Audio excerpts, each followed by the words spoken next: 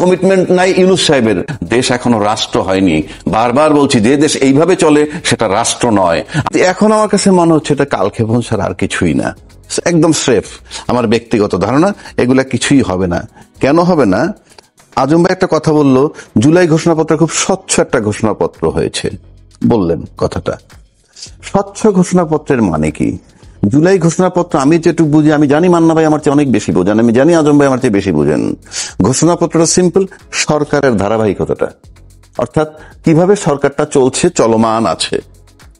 আপনি একটা জিনিস লক্ষ্য করছেন যে আমরা যে 5ই আগস্ট থেকে 8ই আগস্ট রাত্রে ইউনূস সাহেবের দায়িত্ব নেওয়ার পূর্ব পর্যন্ত অনেকেই বলেন যে দেশে সরকার ছিল না, কিন্তু এখানে কিন্তু 4 দিনের দায়িত্ব পালন করছেন আমাদের রাষ্ট্রপ্রধান, এই সেনাপ্রধান। উনি বলছিলেন আমি দায়িত্ব নিলাম, আর একটা গুলিও চলবে না, সমস্ত হত্যার বিচার হবে এবং ফৌজদারি অপরাধের বিচারগুলো হবে। তার মানে উনি দায়িত্বটা নিয়েছেন।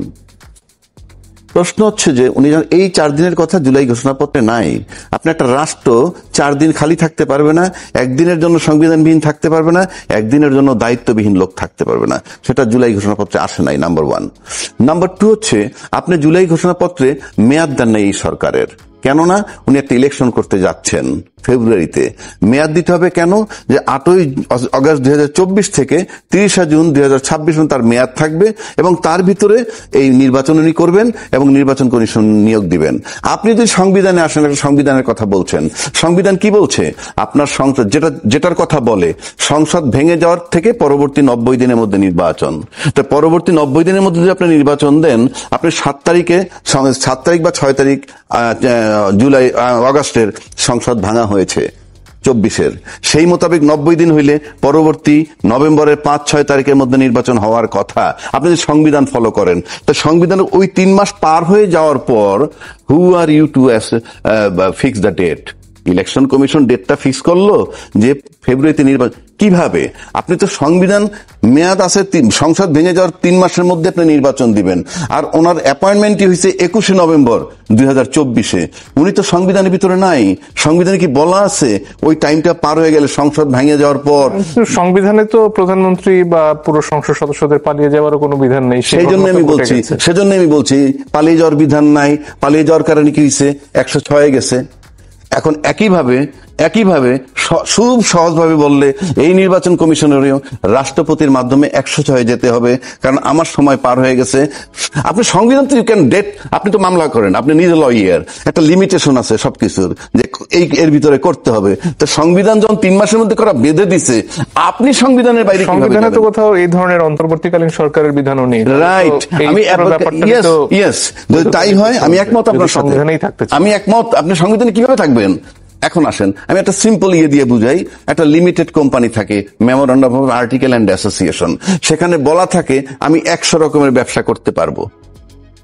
আমি হয়তো 5টা করি, আরো 95টা করতে পারবো, কিন্তু এর বাইরে একটা ব্যবসা যদি আমার ঢুকাইতে হয় কি করতে হবে? There is a procedure. সুতরাং আমার সংবিধানে, আমি তো সংবিধানে ঢুকতেই পারতেছি না, আমি সংবিধান চালাবো কিভাবে? সংবিধান তো অন্তর্বর্তীকালীন সরকার নাই। এখন বর্তমান সংবিধানে একটা কথা বলা আছে, শুধু প্রধানমন্ত্রী, তত্ত্বাবধায়ক সরকারও ফেরত আসে নাই, শুধু একটা মন্ত্রী প্রধানমন্ত্রী আছে। আর আমাকে দেওয়া হলো নিয়োগ অন্তর্বর্তীকালীন সরকার। আমি তো সংবিধানে না ঢুকতে পারলে আমি সংবিধান চালাবো কিভাবে? এই নির্বাচন কমিশন, তাকে নিয়োগ দিল অন্তর্বর্তীকালীন সরকার, উনি সংবিধানে ঢুকবেন কিভাবে? তর্কের খাতিরে তাও ধরে নিলাম। বরং একটা জায়গায় ছিল কারেক্ট, যেই 4 দিন আমাদের আর্মি চিফ দায়িত্ব ছিলেন, তখন কিন্তু 7 তারিখে বিএনপি একটা জনসভা করছিল, আপনার খেয়াল আছে, এবং সেখানে বলছিল আমরা 3 মাসের মধ্যে নির্বাচন চাই। যদি টু সাম এক্সটেন্ট আপনি ধরেন, তাহলে ওইটা সংবিধানের মধ্যে ছিল। আমি তর্কের খাতিরে ধরছি। সেটাও যদি আপনি নিয়মে আসেন, উনি দায়িত্ব নিলেন কি হিসাবে? সংবিধানে নাই তো বলা। সুতরাং আমি আগে সংবিধান ঠিক করে, আমি যে নির্বাচন পর্যন্ত যাব, আমি যে পার্লামেন্ট পর্যন্ত যাব, এই নোট অফ ডিসেন্ট দিবেন, সনদ অ্যাপ্রুভ করবেন কি করবেন না, তার আগে আপনি পার্লামেন্ট পর্যন্ত যাওয়ার প্রক্রিয়াটা কি, সেই একটা কাগজ লাগবে অ্যাটলিস্ট। আপনি তো এটা রাষ্ট্র, সমিতি নয়। জনাব রাজ্জাকি, আপনার কাছে ফিরে আসি। যে প্রসঙ্গে আসলে শুরুতে আপনার কাছে জানতে চেয়েছিলাম, জাতীয় পার্টি নিয়ে যা আলাপ হচ্ছে এখন পর্যন্ত, তাদের কার্যক্রম নিষিদ্ধের কথা বলা হচ্ছে, সেটার ফলে আসলে লাভটা কার হচ্ছে? আসলে আজকে আমরা খেসারত দিচ্ছি কতগুলা ভুল সিদ্ধান্তের, আমি ব্যক্তিগতভাবে মনে করি।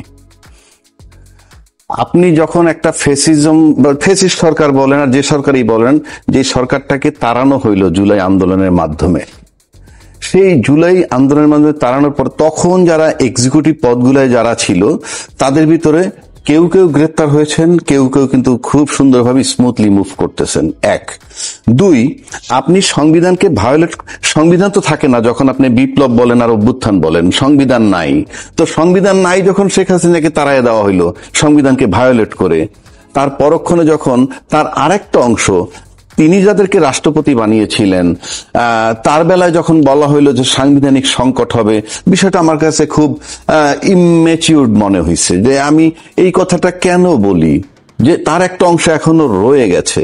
আর আজকে জাতীয় পার্টির কথা যেটা আপনি আনলেন, জাতীয় পার্টি দীর্ঘ 16 বছর যাবত তার রোলটা ছিল এই, সে নামকস্ত একটা বিরোধী দল ছিল এই কারণে যে যারা ক্ষমতায় তাদেরকে বৈধতা দিছিল ওটা বলে বলে, তখনই তাদের ছিল না কোনো অস্তিত্ব। আর জুলাই আন্দোলনের পরে তারা জাস্ট নো হেয়ার হয়ে গেল। কেউ তাকে একসেপ্ট করে না, কোনো দল তাকে একসেপ্ট করে না, কোনো জোট তাকে একসেপ্ট করে না। সেই জোট মানে সেই দলটা হঠাৎ করে এমন একটা স্ট্যান্ড নিল যে, এবং তার একটা গুরুত্ব পাওয়া গেল। তার প্রথম সিমটম হইল, আমরা রংপুরে দেখছি যে ওই যে জিএম কাদের সাহেবের বাড়ির, যেখানে বঙ্গবন্ধুর বাড়ি একেবারে ভাঙচুর করে ফেলা হলো, তখন সরকারের ব্লেম দেওয়া হলো। আসলে তো রুটিন কাজ, প্রশাসনের রুটিন কাজই ওটা থামানো উচিত ছিল। কিন্তু আমরা রংপুরে যখন জিএম কাদের বাড়িতে গেল, তখন কিন্তু আবার প্রশাসন রক্ষা করলো। এই ডাইরেকশনটা কে দিল? বঙ্গবন্ধুর বাড়ি ভাঙার ডাইরেকশন কি ইউনূস সাহেব দিছিল? আর জিএম কাদের বাড়ি রক্ষা করার জন্য ডাইরেকশন কি ইউনূস সাহেব দিছিল? সেই স্টেটমেন্ট গুলো আমরা পাই না। এখন আসেন তাহলে, তারপরে কি হলো? আপনি যখন রাজনৈতিক পদক্ষেপ দুটোই, ভিপি নূর কি বলছে, এটা নিষিদ্ধ চাই, নিষিদ্ধ করতে গিয়ে হেঁটে হেঁটে একটা প্রোগ্রাম করে, এটা কিন্তু রাজনৈতিক প্রোগ্রাম নাকি মান্না ভাই?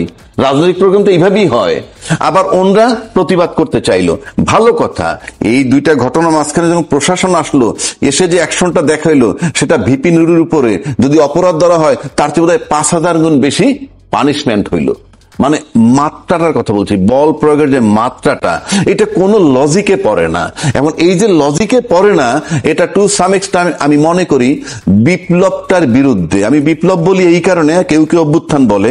আমাকে সিম্পল কথা, যে আন্দোলনে সরকার পালায় যায় সেটা বিপ্লব। কারণ যত বিপ্লব হয়েছে সরকার পালায় গেছে।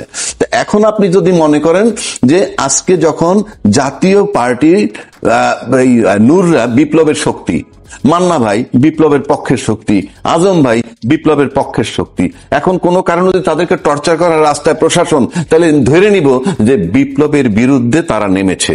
কারণ এখানে একটা শব্দ আসছিল, জুলাই ভরে দিব, এরকম কথাটা আসছিল। তখন বোঝা যায় যে তাহলে জাতীয় পার্টির রোলটা কি।